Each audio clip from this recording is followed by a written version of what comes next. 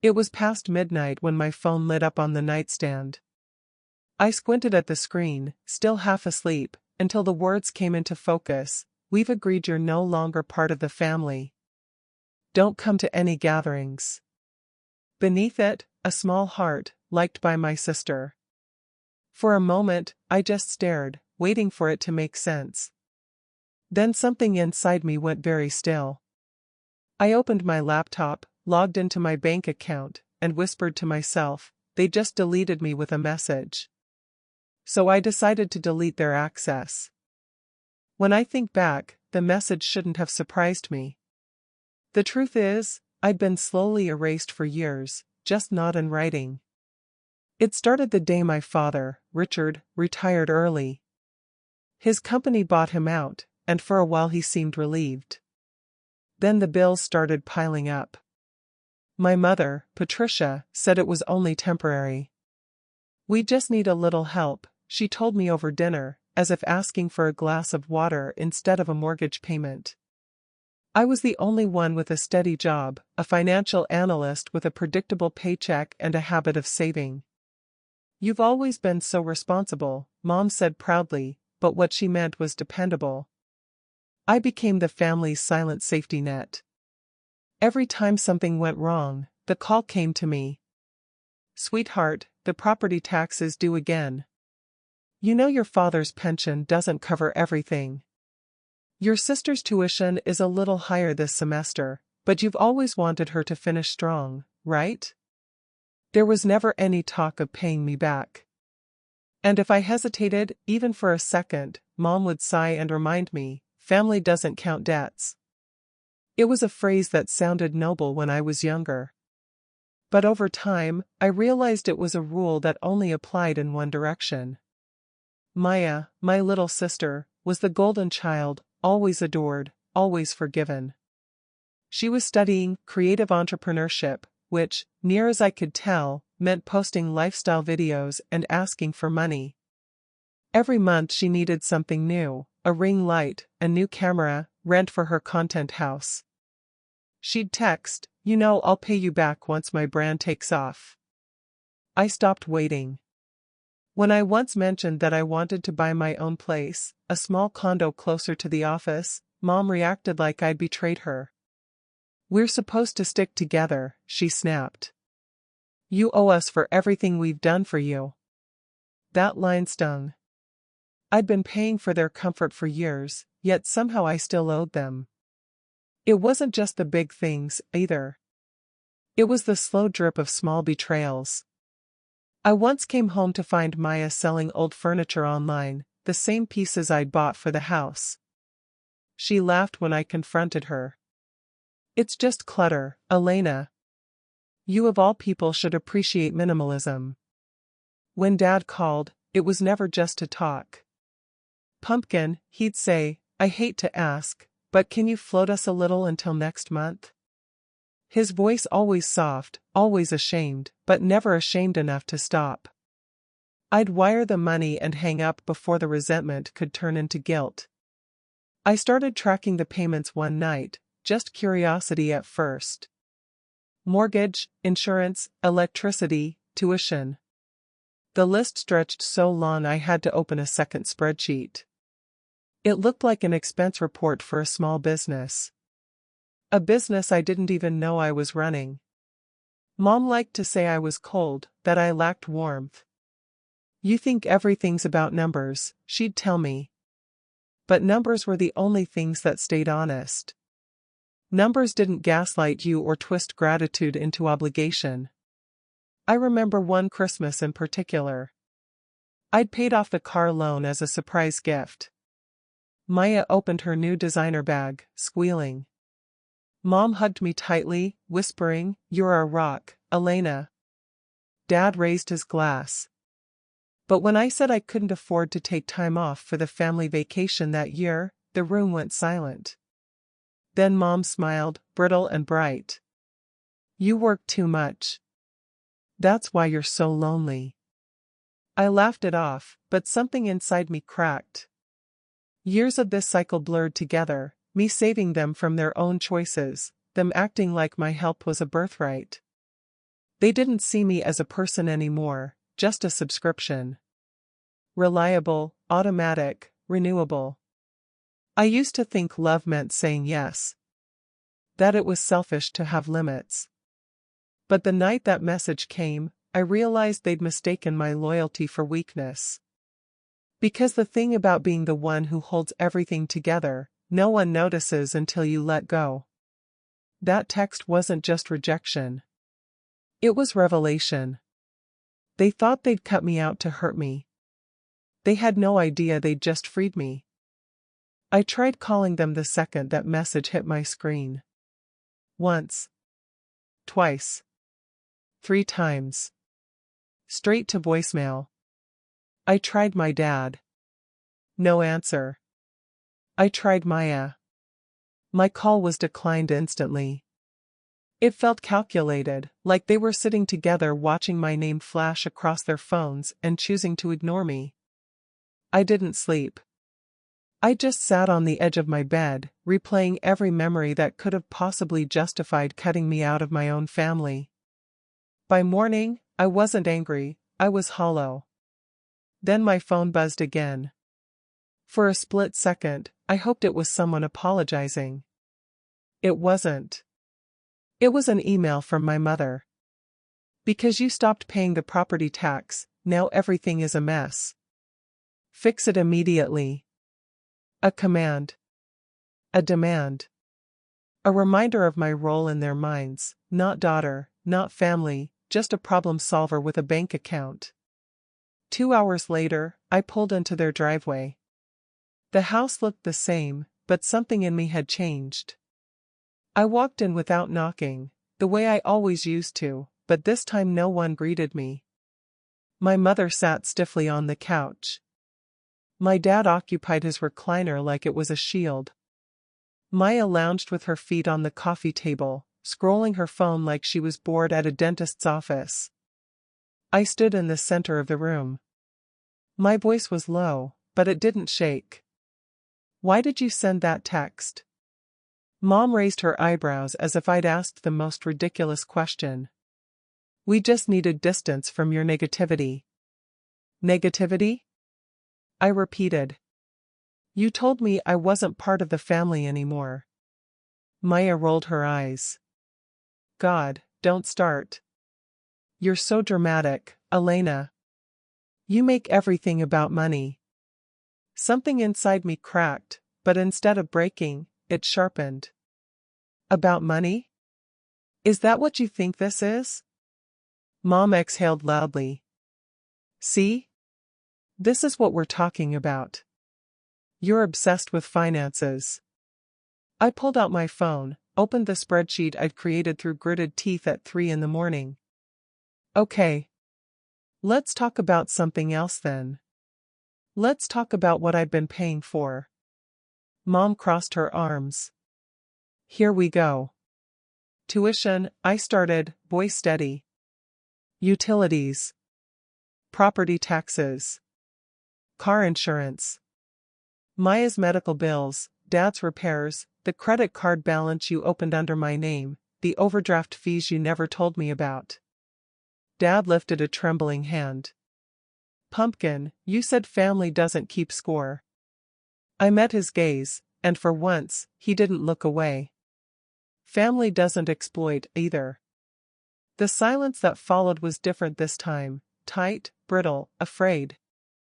Mom was the first to recover. She shot up from the couch, fury twisting her features. Exploit? How dare you accuse us of that? Everything you did was out of love. We never forced you. I laughed, a hollow, humorless sound. You didn't have to force me. Guilt did the job for you. Her jaw clenched. Elena, you are being ungrateful. Cold-hearted. You act like helping family is a burden. You mean helping you, I corrected. Because every time I tried to build something for myself, you reminded me I owed you. Maya chimed in, eager to wound. You do owe us. We raised you. We supported you. You think you got that fancy job on your own? I turned to her. Supported me? Maya, I paid for your education while you sold mom's furniture for side cash. Her face reddened. It was junk. It wasn't junk, I said quietly. It was mine. Dad stood up, voice shaking. Elena, please. Your mother can't take this stress. You're hurting her. No, I said. She's hurt that I finally stopped obeying. Mom pointed a finger at me, trembling with rage. You are destroying this family. I took a slow breath. I didn't destroy anything. I just stopped funding the illusion. Her face faltered. For the first time, she didn't have a comeback ready. You cut me out, I said. Not because I was negative. Not because I was ungrateful. But because I stopped paying. Dad whispered, that's not true. It is, I said. And deep down, you know it. Maya scoffed. So what now? You're walking away? I looked around the living room, the room I'd kept lit, warm, alive through bills and quiet sacrifices. No, I said softly. I'm not walking away. I met their eyes one by one. I'm done being walked on. With that, I turned toward the door. No one followed. No one apologized. They just watched me go, their scapegoat, their provider, their silent supporter, finally choosing herself. And as I stepped outside, the cold morning air hit my face with the first honest truth I'd felt in years. This wasn't the moment I lost a family. This was the moment I stopped pretending I had one. I didn't go home after walking out of that house. Instead, I drove straight to the office of the one person I knew would look at the situation not with emotion, but with facts. Julia Tran was a financial attorney I had worked with on a few projects in my early days. Smart, composed, and terrifying in court. More importantly, she had no ties to my family. Just the truth and the law. She welcomed me in without hesitation. You look like hell, she said, sliding a coffee across the table. I didn't even argue. I just pulled out a folder and dumped the spreadsheet, receipts, statements, and screenshots I had collected over the years onto her desk. This is everything I've paid, I said. Mortgage top-ups, tuition for my sister, utilities, even car repairs and groceries. All of it. I never asked for it back, but, my voice cracked. They've made it clear I was never family. So maybe it's time I stop treating them like they are. Julia didn't blink. She started scanning through the documents, tapping her pen against the table. These aren't gifts, Elena. These are consistent financial contributions without compensation or formal agreement. That opens the door for recovery. She looked up. All those payments? They can be treated as loans. Or worse for them, misappropriated assets. I sat back, stunned by the simplicity of what she just said. I'd spent so long thinking of what I gave as emotional currency, wrapped in obligation and guilt. Julia saw it as what it truly was, financial abuse. We kept digging, sorting every transfer, labeling every receipt. But the real moment came when Julia paused mid-scroll through one of my Banksy statements. Her brows drew together. Wait, she said. Did you authorize a withdrawal from the Jensen Trust last fall? I blinked. What? No. That's the fund my grandmother left. It should still be untouched. Julia turned the screen toward me. Well, someone withdrew $40,000. And here's the signed request. I looked at the form. My name was there. My signature, except it wasn't mine. My hands went cold. She forged my name, I whispered. Julia's jaw tightened. That's felony-level fraud. Elena, you need to protect yourself. Legally. This isn't just about cutting ties anymore. This is about protecting your future. I stared down at the documents. So many years of helping, of hoping. So much silence in exchange for survival. Then I said it, without emotion, without tears, they cut me out of the family. So I'll cut them off, officially. And then came the clarity. The sentence I didn't even know I'd been waiting to say. For years, I paid to belong. Now, I'll pay for closure. For the first time, I wasn't reacting. I was choosing. This wasn't revenge. It was protection. And it started now. Julia moved fast. Within 48 hours of discovering the forged signature, she had drafted a formal notice demanding repayment of the $40,000 withdrawn from the trust, plus documented reimbursements for years of financial contributions I had made to the family. Altogether, it was over $112,000. She gave them 30 days to respond. I didn't expect a thank you, but I wasn't quite prepared for the sheer volume of rage. The call started immediately. First from my father, 6 missed calls in 1 hour. Then Maya, leaving long, rambling voicemails about how I was overreacting, that I was tearing the family apart over some misunderstanding. Then came the emails. My mother's was short, bitter, and exactly what I expected. You've embarrassed us. You're making this public. Take it back before it's too late. I stared at the blinking cursor for a while before replying with a single line. I'm done being your ATM. After that, Julia filed a motion to freeze family assets.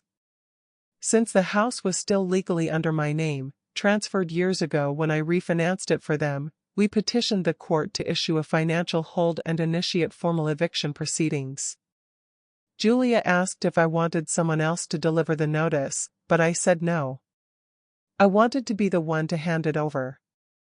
I knocked on their front door the following week, dressed in a black blazer and holding an envelope that felt heavier than anything I'd ever carried. Not because of the paper, but because of the years it represented. Years of sacrifice, denial, guilt, and silence. Mom answered the door with a smug smile. Look who's come crawling back. I handed her the envelope without a word.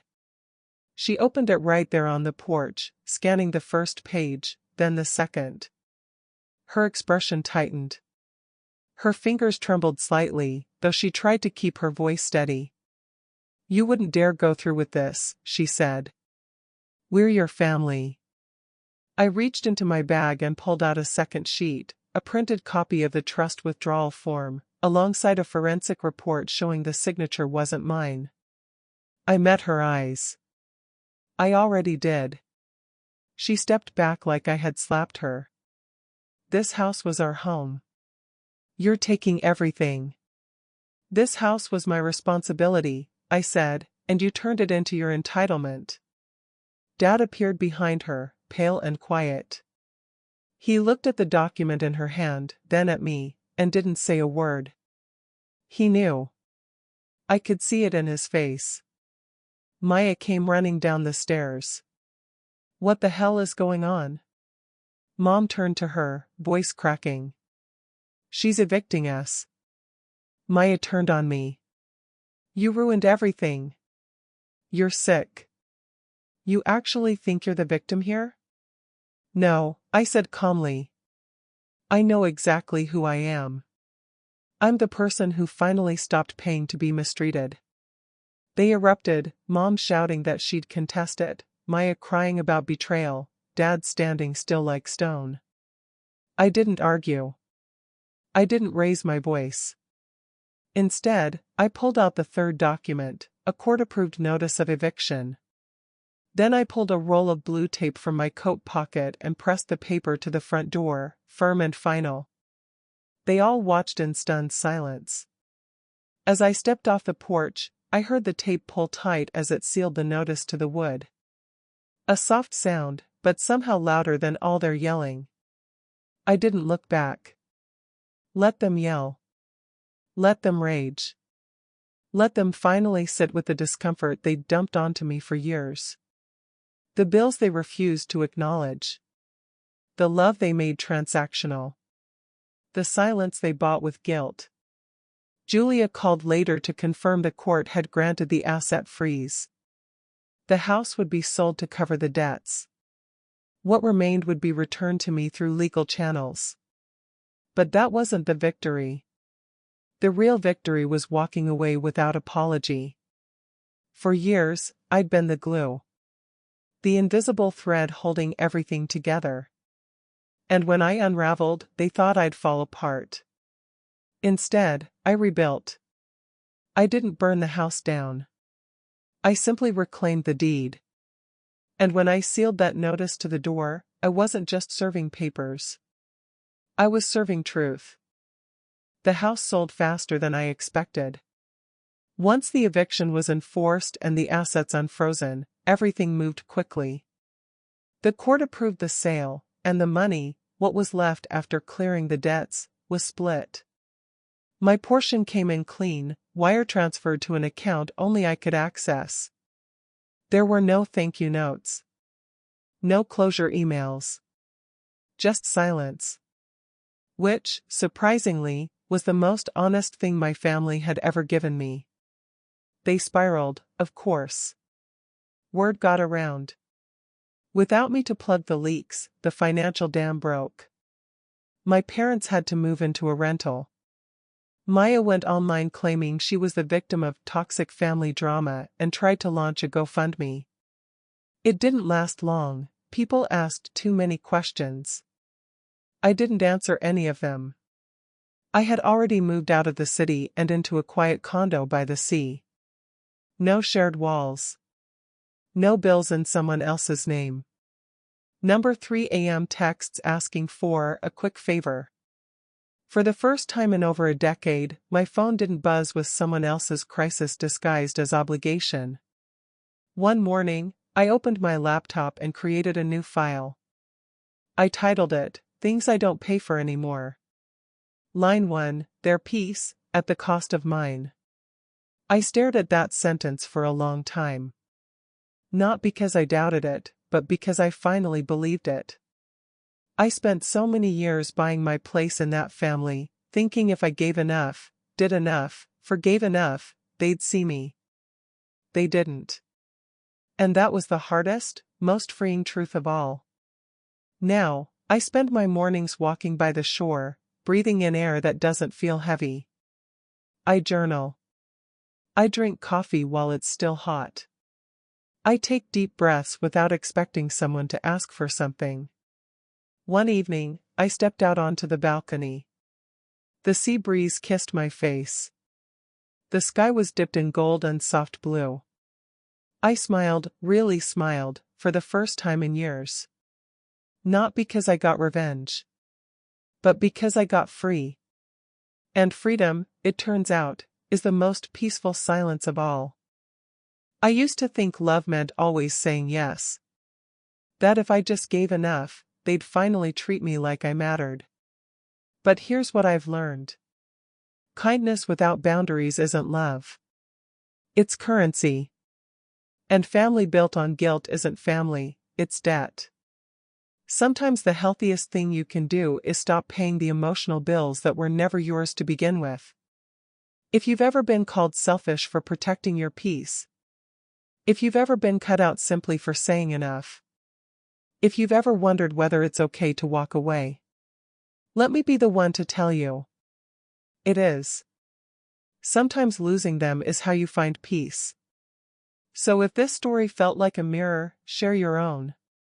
Leave a comment. Let someone else know they're not alone.